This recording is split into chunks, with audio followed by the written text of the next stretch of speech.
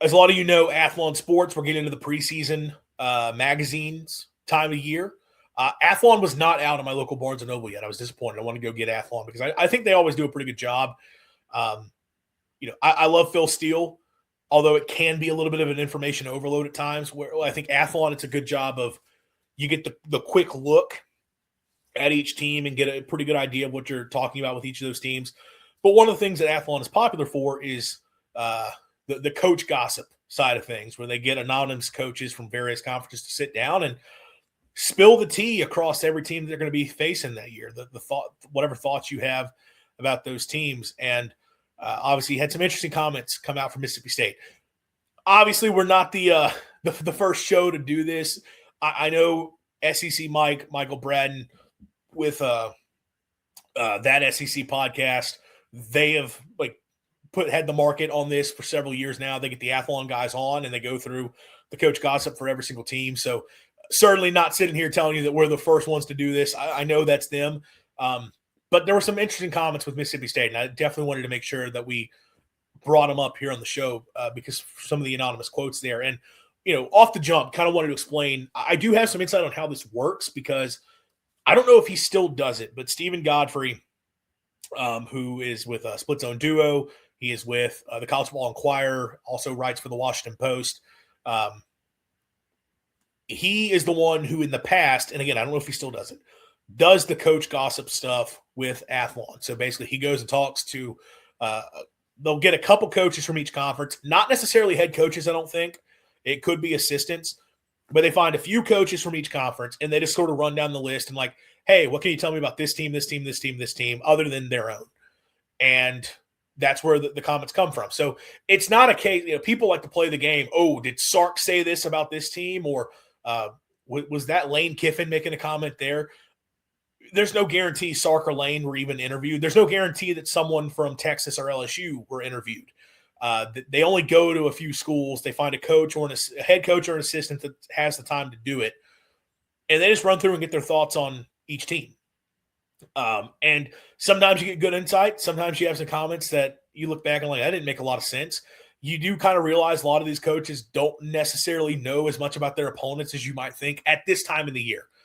At this time of the year, coaches, this time they're locked in on recruiting a little bit, but they're also focusing on their own team, which is where sometimes the comments can fall a little bit flat because you get a lot of not saying much. But every now and then you get some interesting stuff. And I thought there were some good comments about Mississippi State, so I wanted to take a look at those today. And let me bring that up, share the screen if I can find it. There it is. And I guess that ad is just going to sit there throughout. These are the comments from Athlon Sports about Mississippi State. Some random SEC coach had this to say. And had comments about both sides of the ball that I thought were really good. So on the defense, bringing back defensive coordinator Zach Arnett was a tremendous hire. Every single time his defense shows up, it's an anomaly. For offenses. They don't see it week to week, and the way they run it and the aggressiveness behind it creates problems. The thing they don't have there is the ability to sign 2 to 4 elite defensive tackles every year. Well, in that scheme, you just have to have one. They can have success without having to do what everybody else in the SEC has to do with a 4-down front. So let's talk about that first. I think it's a really interesting comment, honestly, to hear right off the jump there. And see, can I get rid of this ad? This would be really nice if I could. Maybe not. Talking about bringing back Arnett, that has obviously been a big source of optimism for State fans this year because you're bringing back a coordinator that has been so good for Mississippi State this in the past here in Starkville, and the success that he was able to have on that side of the ball. And I think it brings a lot of confidence that that side of the ball is going to improve substantially. And to hear another coach bring that up is big. And I like the comment there about how it's an anomaly to prepare for. That is kind of the thing with the 3-3-5 and the way Arnett runs it. These days, you're going to find a ton of teams that have 3-3-5 personnel because everybody's going to have 5 DBs on the field. And then it just becomes a question as to whether or not you're going to play with 4-down linemen and have 2 backers or 3 down linemen and keep 3 backers on the field. Technically, there are some teams that do 2 and 4, but we won't go there. So the personnel side of it is not unique. And with Coleman Hutzler, Mississippi State was using 3-3-5 personnel. That's what they were playing with. But the true 3-3-5 defense, which Zach Arnett runs, off the Rocky Long tree, which obviously goes back to how Joe Lee Dunn ran it all those years ago here in Starkville and the success those teams had. That style of it truly is a disrupting and difficult to deal with, difficult to prepare for version of the defense. Because of the way they throw different angles at you, because of the way that they can disguise things, and you never know who's rushing, who's dropping into coverage, getting the secondary involved in a lot of different ways, and as to who's coming down as a run fitter or sometimes as a pass rusher versus who's staying deep in coverage. You throw a lot of different things at teams, and it helps give you a chance. I always think back, Joe Lee Dunn had a quote about the 3-3-5 when he was running at Mississippi State. And, he talked about why they ran it. And he says, people always thought we were running the 3-3-5 because we wanted a defense to deal with, wide open spread teams, which at that time, there were not a lot of wide open spread teams. There were a few, but not many. And what Joe Lee Dunn said is, no, we ran this to give us a chance against the teams that were running power football, I formation, pro-style offenses. And the reason he said that is because we didn't have the bodies to just line up in a normal 4-down front or play a 4-3 defense or a 3-4 defense. We didn't have the bodies to just line up normally, run basic stuff, and stop the teams across from us. What we had to do was create confusion. What we had to do was be aggressive. What we had to do was throw a bunch of different looks at them and win off of disguise.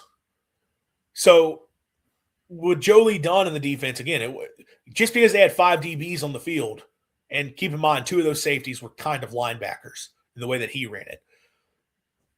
It wasn't about being able to deal with the teams that are throwing it all over the yard. It was like, we're trying to create as much confusion as possible. So those teams that want to run power every single play, they're going to fall into a trap, even though they think they can just bowl us over because we've got bigger bodies up front.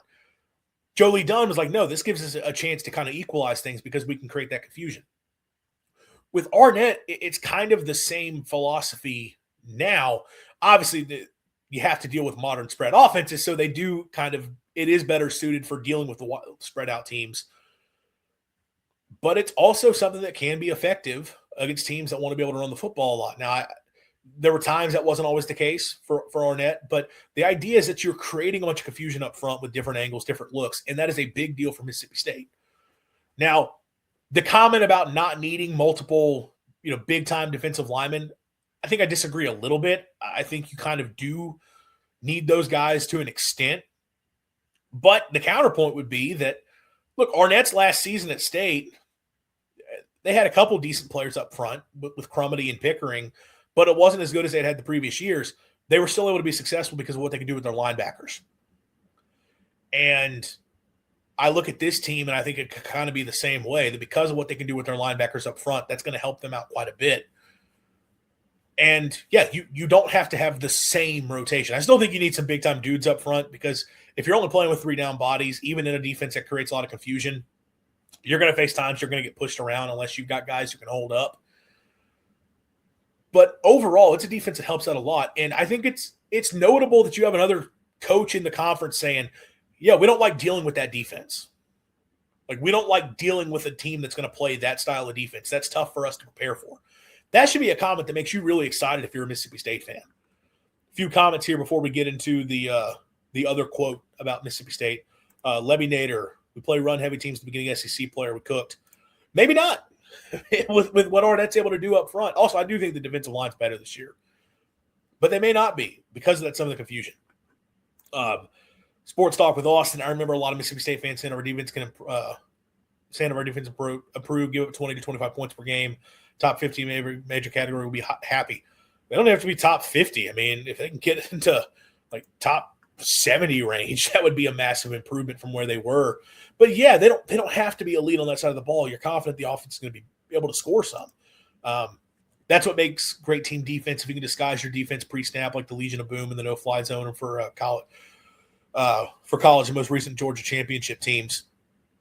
Yeah, look, I will say the Legion of Boom Seahawks, I don't know how much confusion that was. They were playing cover 3 every single snap, but they were able to get away with it because they had the Legion of Boom back there. But you're right. If you have a defense that can throw in a bunch of different looks at you and create that confusion, you can get away with not having the same bodies as the opponent you're facing. So, like, that's something that should inspire some confidence. You have an opposing coach saying, we don't like dealing with that style of defense. That's going to help them out a lot. The other comment here, and let me get the screen shared once again. There we go. Quarterback Kamario Taylor is a phenom. He's athletically gifted. He can do a lot of things for them this year, not only with his arm, but also with his feet. He can keep plays alive, which turn into big plays. Now, this is another one of those where it's like, all right, it's not a new comment to Mississippi State fans. Obviously, we all fully understand that. My screen just acted really weird on me for a second, but whatever. We're sorry, I've got a weird look here on my end, but hopefully everything's still going normally with the stream. Obviously, we understand this, Kamario, right? What he's able to do from an extending play standpoint, what he can do with his legs, that's going to be massive for Mississippi State. But you have another coach pointing out, like, that guy is a special player. And you've got another coach recognizing the type of talent that's there and what that means in terms of elevating. If you got another coach saying, like, hey, they got a dude at quarterback, that means they have to have some respect for you. And it's nice to hear that from another coach within the conference that they feel that is the case. Sorry, I'm fooling around with Okay, there we go. It's nice to hear that from another coach within the league, for sure. And, I look at these two comments, kind of put them together, and what it really makes me think of is just the idea that you have more reason for optimism this year. I did this a few months back. I laid out reasons for optimism for Mississippi State football. And the three biggest were Kamario Taylor at quarterback, Zach Arnett, coach of the defense, and then the third is just this is the most talented roster you've had under Levy so far. And obviously this focuses on the first two of that you've got a potentially special player at quarterback in Kamario Taylor. That's all the more reason to think that your offense is going to be good. You're going to have a chance on that side of the ball because you have a quarterback that can make things happen there. And I've done a lot of talking about how a player with Kamario's skill set is very beneficial for Mississippi State. I've got an article on that if you want to go check it out at the Underdog Tribune. And I've got an episode kind of talking about it. There should be a clip on the channel. The offense is going to be better when you have a player like that. Now you're adding in a defensive coordinator who has proven he can make it happen here, has proven he can use talent that maybe not be the best and get the most out of them, and uses a scheme that can elevate those pieces. Your defense is going to improve. So I'm confident my offense is going to get better because I got a quarterback who can do some special things. If I'm confident my defense is going to get better just because they're being coached better, then I need to be confident this Mississippi State team's going to be better. And we should feel good about them having an even bigger year and taking another step forward. So it's nice to hear some optimism from an opposing coach about this team. And I know he didn't come on here and say that team's going to be really, really good this year, but he pointed out two things that I think suggest this team will be a whole lot better. So I got to feel good about that. And that's all the more reason to be optimistic about this team going into this season.